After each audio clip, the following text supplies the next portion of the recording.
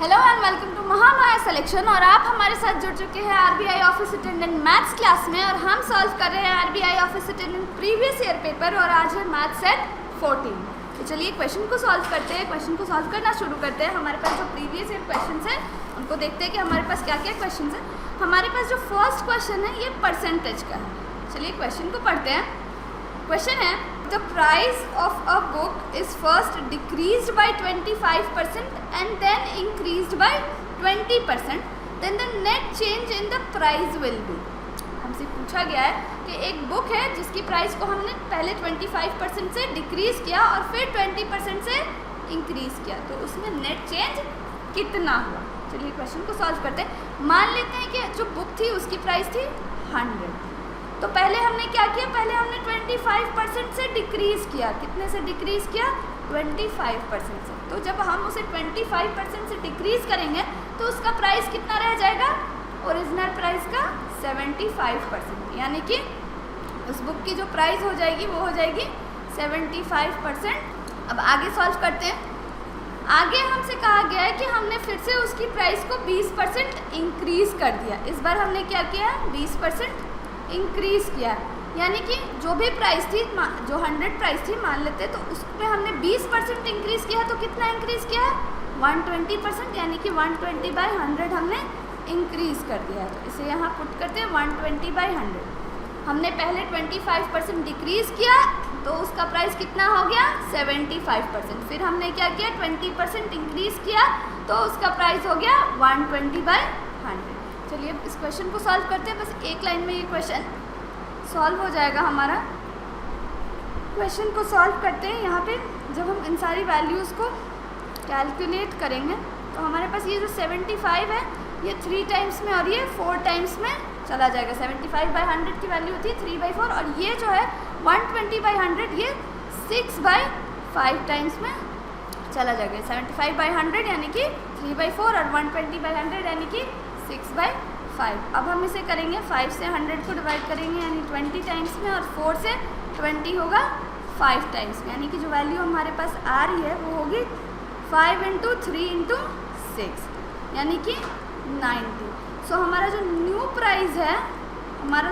Price है ये increase और डिक्रीज़ करने के बाद वो कितना है? 90। ओरिजिनल प्राइस कितनी थी हमने माना था? ओरिजिनल प्राइस हमने 100 माना था। तो नेट चेंज कितने का हुआ? नेट चेंज हुआ 100 - 90, यानी कि 10 रुपये का नेट चेंज हुआ। सो हमारा करेक्ट ऑप्शन होगा option A, 10 rupees. Moving towards the next question.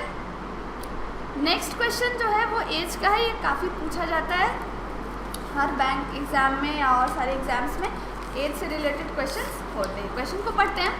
In 10 years A will be twice as old as B and was 10 years ago, as B was 10 years ago. If A is now 9 years older than B, the present age of 10 साल में A जो है वो B की as का दोगुना होगा, और B की किस एज का? B जब 10 साल पहले जितना था उस एज का दोगुना A आने वाले 10 सालों में होगा। अगर अभी आज के प्रेजेंट डेट पे A B से 9 साल बड़ा है तो B की एज हमसे पूछी गई। चलिए क्वेश्चन को सॉल्व करते हैं। मान लेते हैं कि चूँकि B की एज के बारे में पूछा जा रहा है, मान लेते हैं कि B की एज कितनी है? X ईयर्स है। मान लेते हैं कि B की एज X ईयर्स है, तो क्वेश्चन के अकॉर्डिंग A जो है वो B से 9 साल बड़ा है, तो फिर A की प्रेजेंट एज कितनी होगी?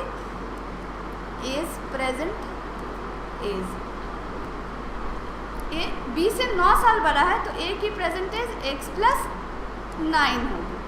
अब क्वेश्चन के अकॉर्डिंग जो A की प्रेजेंट एज है यानी X + 9, उसमें अगर हम 10 साल बढ़ा दें यानी 10 साल बाद +10, वो कितना होगा? B के 10 साल पहले वाले एज से दोगुना होगा, यानी B की आज एज है X और इससे 10 साल पहले यानी -10, और ये दोगुना होगा, यानी कि A की 10 साल बाद वाली एज का ये दोगुना होगा। आगे इसको सॉल्व करते हैं तो हमारे पास जो वैल्यू निकल के आएगी वो होगी X + 19 = 2X - 20, यानी कि इसे जब हम कैलकुलेट करेंगे तो हमारे पास जो वैल्यू निकल के आएगी वो होगी X = 39, यानी कि B की जो प्रेजेंट एज है जिसको हमने X माना था वो कितनी है? Option C 39 years. Moving towards the next question, हमारा नेक्स्ट क्वेश्चन है the greatest number which on dividing 1657 and 2037 leaves remainder 6 and 5 respectively. हमसे वो सबसे बड़ी संख्या पूछी गई है जिसे जब 1657 और 2037 को डिवाइड करने पर रिमाइंडर 6 और 5 बचता है रेस्पेक्टिवली। चलिए इस क्वेश्चन को सॉल्व करना शुरू करते हैं। इसके लिए हम सबसे पहले क्या करेंगे कि ये वैल्यू थी, ग्रेटेस्ट नंबर की वैल्यू कैसे आएगी। जो रिमाइंडर्स बचे हैं उनको हम इनमें से नंबर्स में से माइनस कर देंगे और फिर इसका HCF निकालेंगे। यानी कि सबसे पहले तो हम माइनस करेंगे 1657 माइनस 6 यानी कि 1651 और 2037 माइनस 5, क्योंकि हर एक केस में यहाँ 6 रिमाइंडर बच रहा है और यहाँ 5 रिमाइंडर बच रहा है। तो हमारे पास कितना आएगा 2032। अब इन दोनों का हम जब HCF निकालेंगे, इन दोनों का हमें HCF निकालना है। इन दोनों का जब हम HCF निकालेंगे तो हमारे पास जो आंसर आएगा वो होगा 127। सो हमारा जो करेक्ट आंसर होगा वो होगा option B 127। Moving towards the next question, ये जो क्वेश्चन है ये SI का है यानी सिंपल इंटरेस्ट का है। क्वेश्चन को पढ़ते हैं। How much time will it take for an amount of ₹450 to yield ₹81 as interest at 4.5% per annum of simple interest. हमसे यहाँ पूछा क्या गया है, हमसे यहाँ टाइम पूछा गया है। देखते हैं और क्या क्या डेटा गिवन है। अमाउंट ऑफ ₹450 यानी कि हमारा जो प्रिंसिपल है वो कितना है 450 है। To yield ₹81 as interest, SI कितना है, इंटरेस्ट कितना मिल रहा है 81 का, और रेट क्या है, रेट है 4.5%। तो हमसे टाइम पूछा गया, सिंपल वैल्यू पे इसको पुट करेंगे और हमारे पास आंसर होगा time is equal to SI into 100 by हमारा जो प्रिंसिपल है वो और जो हमारा रेट है यानी कि 81 इंटू 100 बाय प्रिंसिपल है हमारा 450 और रेट है हमारा 4.5%। रेट हमारा कितना गिवन है 4.5%। इस क्वेश्चन को सॉल्व करते हैं। जब हम इसको कैलकुलेट करके सॉल्व करेंगे यानी कि 9 टाइम्स में 9 से 9 टाइम्स में 9 5 ज़ा 45 और ये 5 4 ज़ा, तो हमारा जो टाइम निकल के आएगा वो होगा 4 ईयर्स। यानी कि 4 साल वक्त लगेगा ₹450 को 81 रुपीज़ इंटरेस्ट देने में at the interest rate of 4.5% per annum. तो हमारा जो करेक्ट आंसर होगा वो होगा option A 4 years. Moving towards the next question. Next question है पाइप्स एंड सिस्टर्न्स का। Question says 2 pipes A and B can fill a tank in 15 minutes and 20 minutes respectively. Both the pipes are opened together, but after 4 minutes, pipe A is turned off. What is the total time required to fill the tank? Question है 2 pipes के बारे में। 2 pipes दी गई है A और B। A जो है वो 15 मिनट में किसी टैंक को फुल कर सकता है और B उसी टैंक को 20 मिनट में फुल कर सकता है। दोनों पाइप्स को साथ में खोला गया लेकिन 4 मिनट के बाद पाइप A को बंद कर दिया गया। तो हमसे पूछा गया है कि उस टैंक को पूरी तरह से भरने में कितना वक्त लगेगा, यानी हमसे टोटल टाइम पूछा गया। चलिए क्वेश्चन को सॉल्व करते हैं। A 15 मिनट लेता है और B 20 मिनट लेता है। जब हम इसका LCM निकालेंगे तो हमारे पास आएगा 60, यानी कि 15 बाई A 20 बाई B, यानी कि जो 1 मिनट में A जो है वो 4 लीटर पानी भरता है और B जो है वो हमारा 3 लीटर पानी भरता है। तो आगे इस क्वेश्चन को सॉल्व करते हैं। जो 60 लीटर पानी है इसको फिल करने में कितना वक्त लगेगा इन केस A को 4 मिनट बाद बंद कर दिया जाता है। तो चलिए इसको सॉल्व करते हैं। 4 मिनट तक तो A और B दोनों साथ चलते हैं। 4 मिनट तक A और B दोनों साथ चलते हैं, लेकिन 4 मिनट के बाद क्या होता है कि हमारा A बंद हो जाता है और सिर्फ B चलता है। तो यानी कि T इंटू B जो ये टाइम है, ये टाइम B अकेले चलेगा। और टोटल पानी हमें कितना है 60 लीटर्स मान लेते हैं टोटल पानी हमें फिल करना है। आगे इस क्वेश्चन को सॉल्व करते हैं।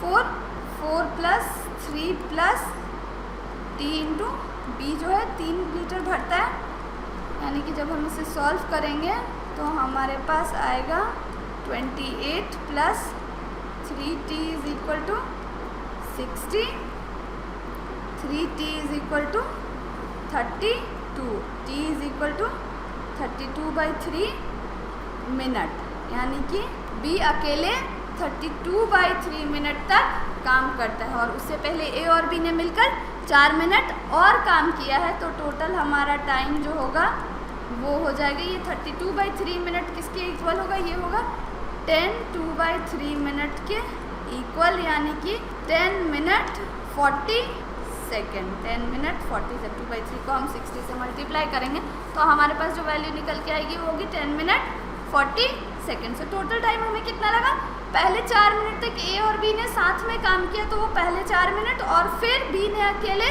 10 मिनट 40 सेकेंड तक काम किया। तो हमारा जो टोटल टाइम लगा वो है 14 मिनट 40 सेकेंड का, यानी कि हमारा जो ऑप्शन डी है वो हमारा करेक्ट आंसर होगा। Moving towards the next question. Next question है प्रॉफिट एंड लॉस का। Question says if the cost price of 12 pence is equal to the selling price of 8 pence, the gain percentage।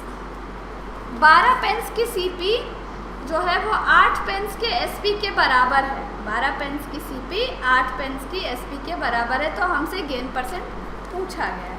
यानी कि अगर हम 8 pen बेचते हैं तो हमें 12 पेन के खरीदने के बराबर पैसा मिलता है। तो चलिए इसको सॉल्व करते हैं।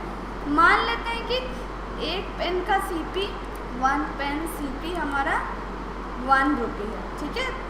तो 12 पेन का सीपी कितना होगा, वो होगा 12 रुपये, वो होगा 12 रुपये। वो हमारा cost price of 12 pens is equal to SP of 12 pens का, और हमारा एसपी कितना होगा, हमारा एसपी जो होगा वो SP of 8 pens would be equal to 12, क्योंकि ये सीपी के बराबर है।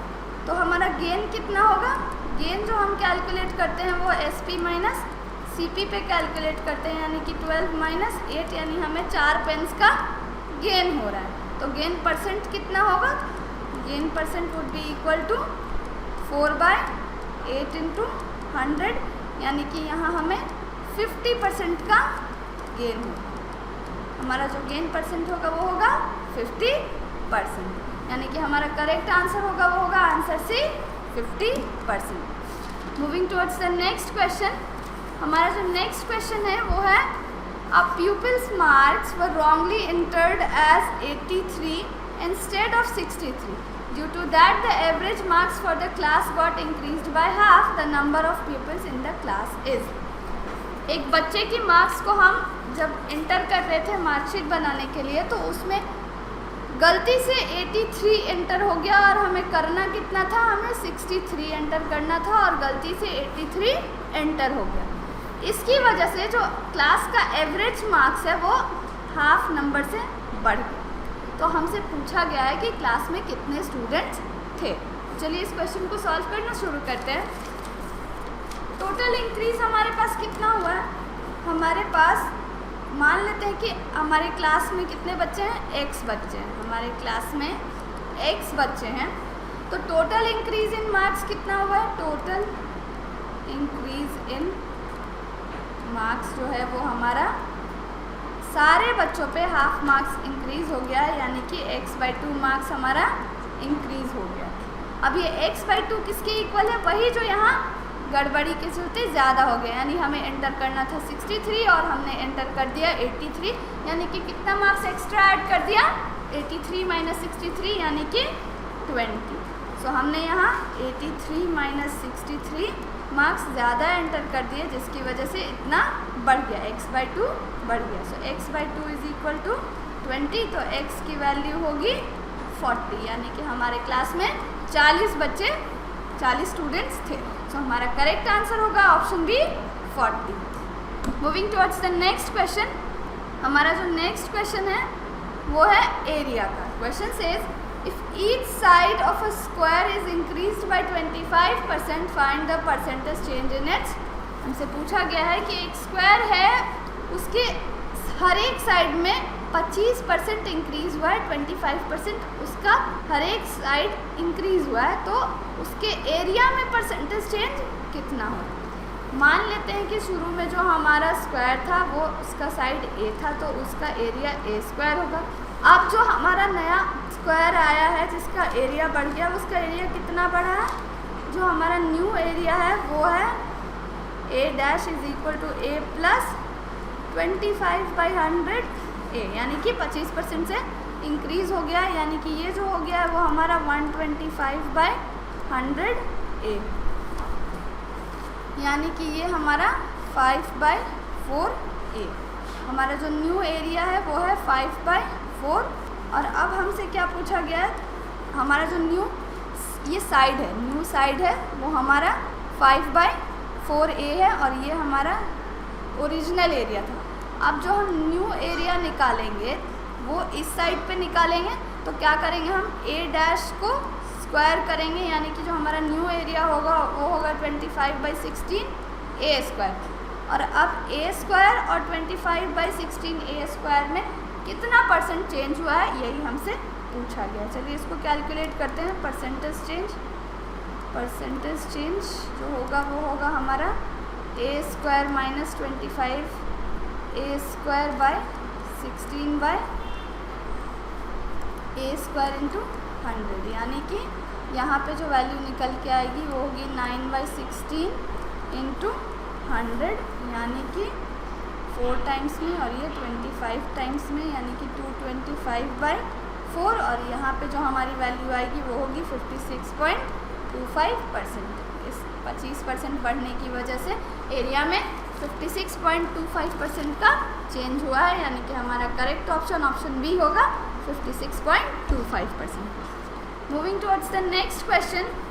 हमारा नेक्स्ट क्वेश्चन है the current of a stream at 1 km/h. A motorboat goes 35 km upstream and back to the starting point in 12 hours. The speed of the motorboat in still water is। Question के कहने के according जो stream है, जो धारा है, current of the stream is at 1 km/h। एक motorboat है जो अपस्ट्रीम कितना जाती है, 35 किलोमीटर, और वापस भी आती है, डाउन स्ट्रीम भी आती है 35 किलोमीटर, और इसको तय करने में उसे 12 घंटे का वक्त लगता है। तो हमसे मोटर बोट की स्पीड के बारे में पूछा गया। चलिए इस क्वेश्चन को सॉल्व करते हैं। स्पीड ऑफ स्ट्रीम जो हमें गिवन है वो है 1 km/h। मान लेते हैं कि मोटर बोट की जो स्पीड है जिसके बारे में हमसे पूछा गया वो है x। मोटर बोट स्पीड हमारी x है, तो हमारा डाउन स्ट्रीम में स्पीड कितना होगा, s डाउन स्ट्रीम हमारा कितना होगा, s डाउन स्ट्रीम, चूँकि धारा के डाउन स्ट्रीम यानी धारा के साथ स्पीड जो होती है वो ज़्यादा होती है, इसलिए हम इसमें x+1 करेंगे। और s अपस्ट्रीम कितना होगा, धारा के उल्टी दिशा में जो स्पीड होती है वो कम होती है, तो s अपस्ट्रीम x-1 होगा। चलिए इस क्वेश्चन को सॉल्व करते हैं। तो डिस्टेंस कितना तय किया गया, 35 किलोमीटर अपस्ट्रीम और 35 kilometre down stream. 35/x+1 plus 35/x-1, और वक्त कितना लगा, 12 आवर्स लगे। टोटल वक्त हमें 12 आवर्स लगे। यहाँ भी हम डिस्टेंस बाय स्पीड यानी हम टाइम को हमने प्लस किया, और यहाँ पे हमारे पास आ गया 12 आवर्स। इसको जब हम सॉल्व करेंगे तो हमारी x की जो वैल्यू आएगी वो आएगी 6 km/h। 6 km/h, यानी कि हमारा करेक्ट ऑप्शन जो होगा वो होगा ऑप्शन बी 6 km/h। हमें बस क्वेश्चन का अप्रोच समझना है, कैलकुलेशन का पार्ट बहुत ज़्यादा डिफिकल्ट नहीं होता। शुरू कैसे करें, क्या अप्रोच रखें, बस यही क्वेश्चन में समझना होता है। चलिए आगे बढ़ते हैं नेक्स्ट क्वेश्चन की तरफ। हमारा जो नेक्स्ट क्वेश्चन है वो भी स्पीड का ही है। क्वेश्चन को पढ़ते हैं। A man on tour travels first 160 kilometre at first 160 kilometer at 64 kilometer per hour and the next 160 kilometer at 80 kilometer per hour, the average speed for the first 320 kilometer of the tour is. हमसे कहा गया है कि 160 kilometre की जो distance है वो 64 kilometre per our पे तय की गई और फिर अगली 160 किलोमीटर जो है वो 80 किलोमीटर पर आवर पे तय की गई। टोटल डिस्टेंस कितना हुआ? 320 किलोमीटर। इस टोटल डिस्टेंस यानी कि 320 किलोमीटर को तय करने में एवरेज स्पीड कितनी है? एवरेज स्पीड का फॉर्मूला होता है total distance by total time. So हमारा टोटल डिस्टेंस कितना है? हमारा टोटल डिस्टेंस है 320। अब टोटल टाइम हम कैसे निकालेंगे? शुरू के 160 किलोमीटर को 64 किलोमीटर पर आवर की स्पीड से तय किया गया है, यानी कि हमारा इनिशियल जो शुरू वाला टाइम होगा वो होगा कितना? 160/64। और उसके बाद जो हमारा T2 है वो कितना होगा? तो दूसरा 160 किलोमीटर डिस्टेंस तय किया गया है वो 160/80 टाइम में, यानी कि हमने यहाँ क्या लिया है? हमने यहाँ लिया है डिस्टेंस बाय स्पीड यानी टाइम का हमने वैल्यू कैलकुलेट किया। तो इसको अगर हम टोटल टाइम होगा T1 प्लस T2, इसको जब हम ऐड करते हैं 160/64 प्लस 160/80 तो हमारे पास जो वैल्यू निकल के आती है वो है 5/2 प्लस 2 यानी कि 9/2। और यही तो हमें यहाँ लिखना है, टोटल टाइम 9/2। जब हम इसको कैलकुलेट करते हैं तो हमारे पास वैल्यू आएगी 71.11 किलोमीटर पर आवर। सो हमारा जो करेक्ट ऑप्शन होगा वो होगा option C, 71.11 kilometre per hour. आज के सेशन में बस इतना ही। उम्मीद है कि आपको ये वीडियो और क्वेश्चंस अच्छे लगे होंगे और आपने इस पर प्रैक्टिस की होगी। एग्ज़ाम में बहुत ज़्यादा वक्त नहीं बचा हुआ है और एडमिट कार्ड भी आउट हो चुके हैं, तो इस वक्त हमें जो ज़रूरत है वो सिर्फ और सिर्फ प्रैक्टिस करने की है। बाकी और सारे भी प्रीवियस सेट्स आ चुके हैं, उन पर भी जाइए और उन पर भी प्रैक्टिस कीजिए। And don't forget to like, share and subscribe to Mahamaya Selection. Thank you for watching.